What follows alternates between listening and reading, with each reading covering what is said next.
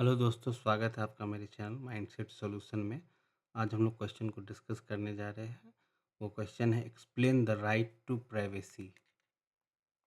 तो इसका हिंदी ट्रांसलेशन ये है कि निजता के अधिकार की व्याख्या कीजिए।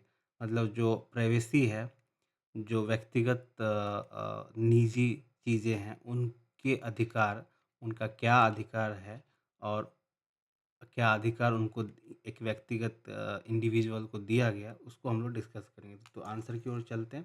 आंसर में मैंने डेफिनेशन में लिखा है कि निजता का अधिकार व्यक्ति की व्यक्तिगत स्वतंत्रता और गरिमा की रक्षा करता है। तो ये मैंने आपको बताया था कि व्यक्ति की व्यक्तिगत जो छवि है उसको उसकी रक्षा करने के लिए ये अधिकार दिया गया है हर एक नागरिक को।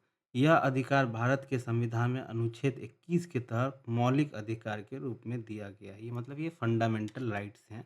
हर एक नागरिक को अनुच्छेद आर्टिकल 21 के अकॉर्डिंग संविधान में दिया गया है। अब दूसरा पॉइंट है कि निजता का अधिकार का अर्थ है कि कोई व्यक्ति अपने निजी जीवन, विचार, संचार मतलब निजी जीवन, विचार, संचार और व्यक्तिगत जानकारी को बिना अनावश्यक हस्तक्षेप के रह सके। यह व्यक्ति की स्वतंत्रता, गरिमा और आत्मनिर्णय से जुड़ा हुआ है।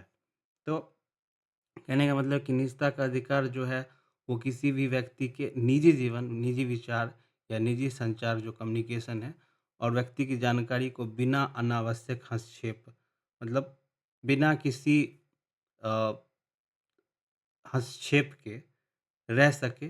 कोई मतलब जो है सो इसका हनन ना करे। यह व्यक्ति की स्वतंत्रता, गरिमा और आत्मनिर्णय से जुड़ा हुआ है। मतलब ये उसके गरिमा मतलब प्रेस्टीज से जुड़ा हुआ है कि वो अपने जीवन में स्वतंत्र होकर के किसी भी तरह का विचार करे, किसी भी तरह का डिसीजन ले, उसमें किसी का हस्तक्षेप ना हो। अनावश्यक हस्तक्षेप मतलब आप किसी के निजी जीवन में नहीं घुस सकते।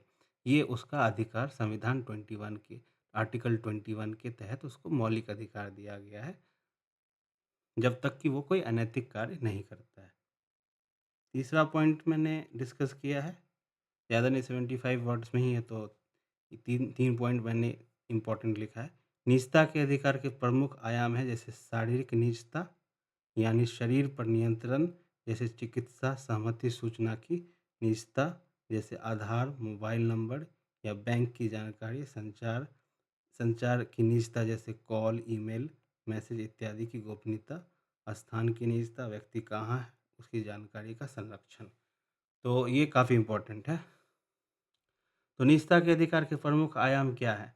एक तो जैसे शारीरिक निजता, जैसे कोई किसी डॉक्टर के पास आप जाते हैं, चिकित्सक के पास जाते हैं इलाज करवाने, तो वो पहले आपसे अप्रूवल लेता है, आपसे कंसेंट लेता है, ताकि वो आपके शरीर को टच करे या कोई ऑपरेशन करे, उसके लिए कंसेंट लेना बहुत ज़रूरी होता है। तो ये जो कंसेंट लेने की जो बात है, वो इसी अधिकार के अकॉर्डिंग चिकित्सक को यानी डॉक्टर को पेशेंट से लेना पड़ता है।